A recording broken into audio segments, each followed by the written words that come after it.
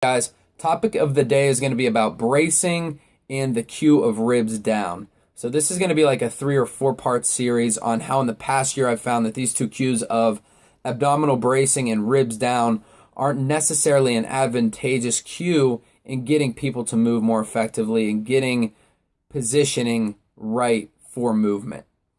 So this first part of this video series is going to be about how breathing facilitates movement. Now we know that breathing is more important than water. It's more important than food, and the fact that if we can't breathe, we die. So what I want you guys to do right now is take the biggest inhalation that you've ever taken and see what happens naturally to your body. Your body naturally extends, it externally rotates, it abducts away from the midline of your body, and the curves of your spine increase in length. Now, what I want you to do is the exact opposite. I want you to take a full exhalation and see what your body does. It naturally flexes, internally rotates now. It adducts in towards the midline of your body, and the curves of your spine decrease in length. Now, if we're constantly telling our clients to get ribs down or brace the abdominals, we're now setting them up to be in a constant state of exhalation. Now they can't express too much extension because they don't have the inhalation to start that movement. Again, breathing facilitates movement.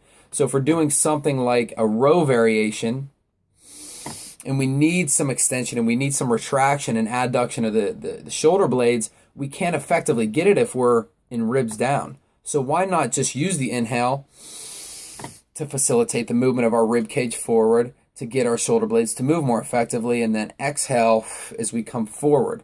The same goes for a bench press. When we teach a bench press, you never exhale on the way down. You inhale, you create pressure in the thorax, and then you exhale through pursed lips on the way up.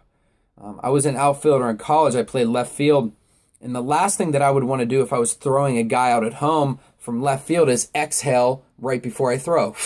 I lose my pressure, I flex, I can't now rotate or side bend effectively and express these ranges of motion. So as I go to throw a guy out at home, I need to side bend, I need to expand on one side, and then my body works in opposition in reciprocity. So when I go to throw a baseball, I then exhale and release that pressure. But I gain it from the inhalation, getting extension, keeping the pressure in the thorax, and then gunning the guy out at home. Okay, so again, breathing will always facilitate movement. If you are contracting an area of your body to keep it stable, you're turning your body into this isometric stabilizer.